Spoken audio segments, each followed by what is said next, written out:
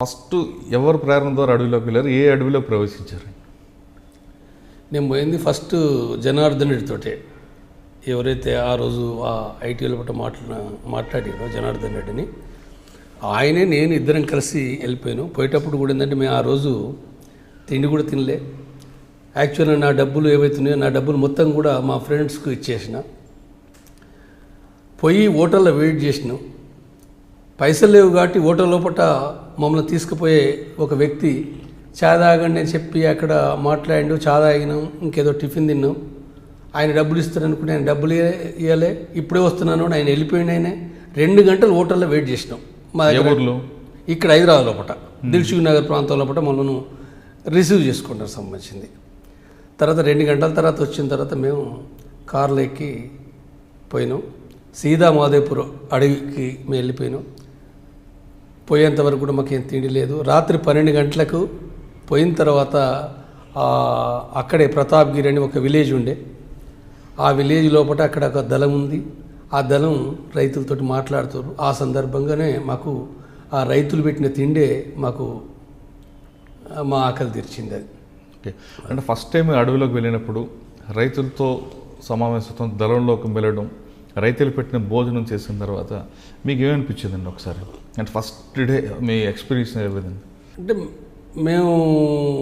నేను ముందే అంటే ఒక రైతులతోటి పార్టీ ఇట్లా మాట్లాడుతుంది చేస్తుంది అనేది ముందే విన్నాం కాబట్టి సాధారణంగానే అంటే ప్రజలు పెట్టిన తిండే తినాలి అనేది ఏదో అది మేము అర్థం ముందే చేసుకున్నాం కాబట్టి నాకు పెద్దగా వేరే అదేం లేదు, మామూలుగానే. అయితే ఆ తర్వాత తెల్లారి అంటే నక్సలైట్లనంటే చాలా వాళ్ళు భయంకరంగా ఉంటారు, మిస్సాలు ఉంటాయి, చాలా I2 పర్సనాలిటీ ఉంటుంది అనేది ఏందో అది పూర్తి భిన్నంగా ఉంది. అది అసలు నాకంటే వాళ్ళు చిన్నగా ఉన్నారు, నాకన్నా మిస్సాలు ఉండే. ఆ రోజు వాళ్ళకి మిస్సాలు లేకుండా చిన్న పిల్లల్లాగా వాళ్ళు కనపడరు.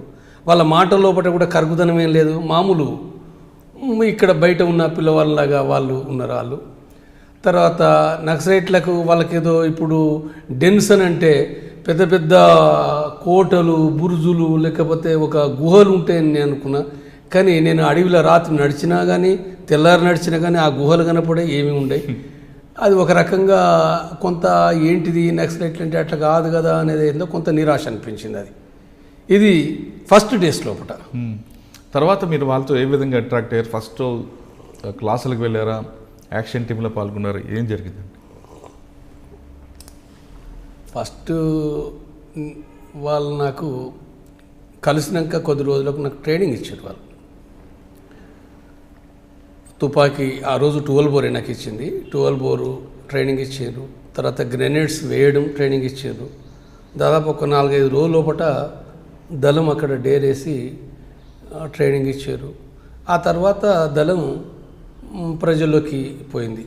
నేను పోయింది మే నెల కాబట్టి అది తునికాకు పీరియడ్, తునికాకు ఆకు తెంపే పీరియడ్. అంటే దళం కంటిన్యూగా రోజు ఒక 4-5 గ్రామాలని అటెండ్ చేసేది. ఈ 4-5 గ్రామాల లోపల మొత్తం ప్రజలందరినీ పిలిచి వాళ్ళు తునికాకు రేట్ల పెంపుదల కోసం పోరాడాలి, సంఘం పెట్టుకోవాలి అని చెప్పి మాట్లాడేవాళ్ళు. అట్లా ఈ తునికాకు సమస్య పైన మాట్లాడడం. తర్వాత ఆ రోజు ML పార్టీ, చంద్రపుల్లారెడ్డి పార్టీ అనేది ఒకటి ఉంది అక్కడ అడవిలో ఒకటి ఉంది. ఆ రోజు చంద్రపుల్లారెడ్డి పార్టీకి పీపుల్స్ వార్కి అక్కడ ఘర్షణలు ఉన్నాయి. ఆ ఘర్షణలకు సంబంధించిన రాజకీయాలు కూడా పీపుల్స్ వార్ తరఫున మాట్లాడేవాళ్ళు. అట్లా ప్రజల సమస్యలు ఒక్కొక్క చంద్రపుల్లారెడ్డి తోటి ఘర్షణలకు సంబంధించిన సమస్యలు ప్రారంభంలో ఒకట. For more videos, subscribe to iDream. And loads of fun entertainment and content, do watch iDreams. Do subscribe iDream Media.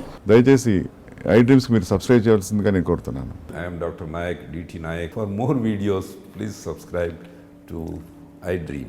Please subscribe iDream News. Please subscribe iDream. Please subscribe iDreams. మీరు చూస్తున్నారు iDream News.